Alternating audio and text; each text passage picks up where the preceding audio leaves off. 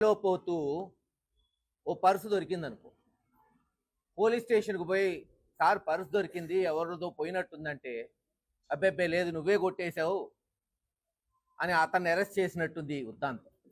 Collector ఆఫీస్కి పోయి ఆయన భూమి కొనుక్కుంటే దీంట్లో ఏదో అవకతవకలు ఉన్నట్టున్నాయి, ఎంక్వైరీ చేయించండి అని కొనుక్కున్న వాళ్ళే అడిగితే వాళ్ళ మీదే కేసు కట్టింది తెలంగాణలోని పోలీస్ వ్యవస్థ.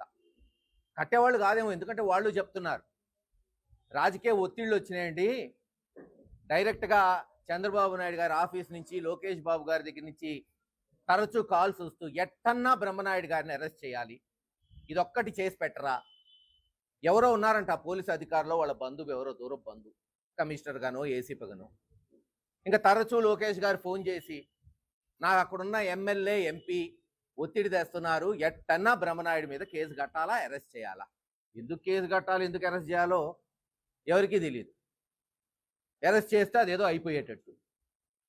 నేను వచ్చా, పాపం వయసులో పెద్దవాడు, అరెస్ట్ చేస్తే ఎక్కడన్నా కొంచెం బాధలో కుంగిపోయి ఉంటాడేమో, బ్రహ్మనాయుడు గారిని చూద్దామని మేమందరం వస్తే రెట్టింపు ఉత్సాహంతో ఉన్నాడు, బాంచ తేల్చుకుంటా రేపు అన్నాడు. అంత పట్టుదల పౌరుషంతో ఉన్నాడు. 70 నాకే వచ్చింది, నడవడిలో కాదు చూపెడతారే వాళ్ళకి ఎలా ఉంటుందో రాజకీయం అన్నాడు. ఇంతకన్నా చిల్లర రాజకీయం. అక్రమ నిర్బంధం నుంచి పుట్టిన పార్టీ వైఎస్ఆర్సీపీ పార్టీ. తండ్రికి ఇచ్చిన మాట కొరకు జగన్మోహన్ రెడ్డి గారు పోరాటం చేస్తే కాంగ్రెస్ పార్టీ అన్యాయంగా కేసులు పెట్టి జైల్లో వేస్తే కటకటాలు బద్దలు కొట్టుకొచ్చి పార్టీని నిలబెట్టి అధికారంలో తెచ్చిన నాయకుడి సన్నదిలో మేమందరం పనిచేస్తున్నాం. వీటికి భయపడతామా? రామకృష్ణారెడ్డి గారిని నిర్బంధించారు, బ్రహ్మనాయుడు గారిని పెట్టారు, అనేక మందిని రాష్ట్రంలో. ఒక్కడు కూడా భయపడట్లా, ఇంకా రెట్టింపు ఉత్సాహంతో పనిచేస్తున్నాం. చూస్తున్నారుగా, 2 సంవత్సరాల్లోనే పరుగులెత్తుతుంది వైఎస్ఆర్ పార్టీ. ఉరకలేస్తున్నాడు కార్యకర్త, ఎప్పుడెప్పుడు ఎలక్షన్ వస్తుంది తేల్చుకుందాం అన్నాడు. రాజకీయం చేయండి, మేము చెప్పేది అదే తెలుగుదేశం నాయకులకి, ఎమ్మెల్యేలకి, ఎంపీలకి. మేము మెడికల్ కాలేజ్ తెచ్చాం, మీరు 2 తేండి. మేము జిల్లాలు ఏర్పాటు చేసాం, మీరు ఏర్పాటు చేయండి. మేము జాతీయ రహదారులు తీసుకొచ్చాం, పోయి చూడండి. దాచేపల్లి మాచర్ల ఎలా ఉంది రోడ్డు, లేదు కొండమూడు నుంచి పేరేచెల్ల వరకు బ్రహ్మాండమైన హైవే శాంక్షన్ చేయించాం. సరే, ఇప్పుడు మేము వేసిన వాటికి రంగులు పూసుకొని మీరు ఓపెనింగ్ చేసుకుంటారు, ఫౌండేషన్ చేసుకోండి, మాకేం అభ్యంతరం లేదబ్బా, కాదని లేదు కదా. ఈ లుచ్చా రాజకీయం ఏంది? బ్రహ్మనాయుడు గారి గురించి ఏమన్నా పల్నాడులో తెలియని వ్యక్తి? ఒక సామాన్యుడు వినుకొండ నుంచి బయలుదేరి వచ్చినప్పుడు రెక్కల కష్టంతో అంచెలంచెలు ఎదిగాడు. కొంతమంది ఏళ్ళనగా పాలు అమ్ముకొని పాలమ్మే బతికాడబ్బా, తప్పే ఉంది. నీతిగా నిజాయితీగా రాష్ట్రంలో ఆదాయం చూపెట్టి పన్నులు కట్టి ఏమి చంద్రబాబు నాయుడు గారు పాలు అమ్ముకోవట్లా? అంతే.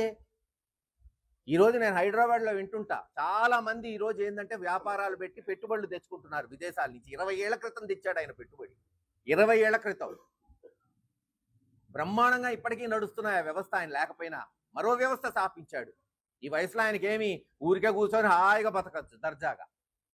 మళ్ళీ వ్యాపారం మొదలుపెట్టి కొన్ని వందల మందికి ఉపాధి కల్పిస్తూ కొన్ని వేల మంది, లక్షల మంది రైతులకి ఈరోజు హాయిగా పాలమ్ముకొని బతుకుతున్నారు.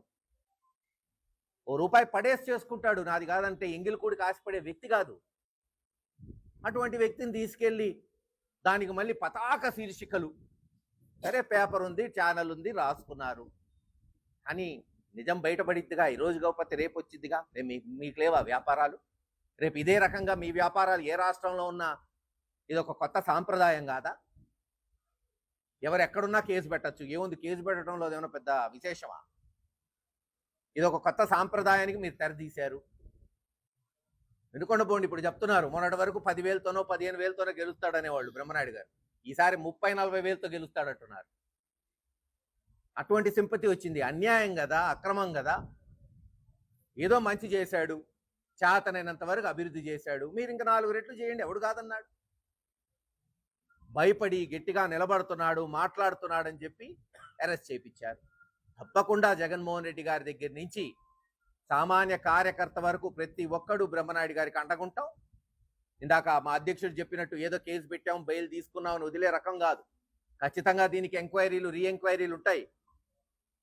ఎవరు వెనకాల ఉన్నారు, ఎవరు సికండిలాగా చేశారు, అన్నీ రేపు బయటకు వస్తాయి. నిర్దోషిగా బయట పట్టమే కాదు, ఖచ్చితంగా రేపు అఖండ మెజారిటీతో గెలుస్తాడు. నేను అసలు ఎప్పుడో చెప్పా బ్రహ్మనాయుడు గారికి, ఎంపీగా ఆయన చెప్పాను లేదా పోయినసారి. ఆయనకి ఏంటంటే ఆ వినుకొండకి ఏదో చెయ్యాలి, వినుకొండలో ఉండాలి, ఆ ప్రాంతంలో ఏదో చెయ్యాలి, మంచి చెయ్యాలి, సొంతూరు సొంత గడ్డ అనే ప్రేమతో అక్కడే తిరుగుతున్నాడు. ప్రజలు గమనిస్తారు, అన్ని చూస్తారు. ఏది తెలియదు అనుకోమాకండి. ఏదో 2 ఛానళ్ళు రాసినంత మాత్రాన అబద్ధం నిజమైపోదు ఈ రోజున్న ఈ సోషల్ మీడియా యుగానికి. ఏది ఏమైనా ఇటువంటి అక్రమ అరెస్ట్లకి భయపడే పార్టీ కాదు వైఎస్ఆర్సీపీ పార్టీ. ఇంకా రెట్టింపు ఉత్సాహంతో పనిచేసి 2-3 సంవత్సరాల్లోనే ఖచ్చితంగా జగన్మోహన్ రెడ్డి గారిని ముఖ్యమంత్రి చేసుకుంటామని తెలియజేస్తారు.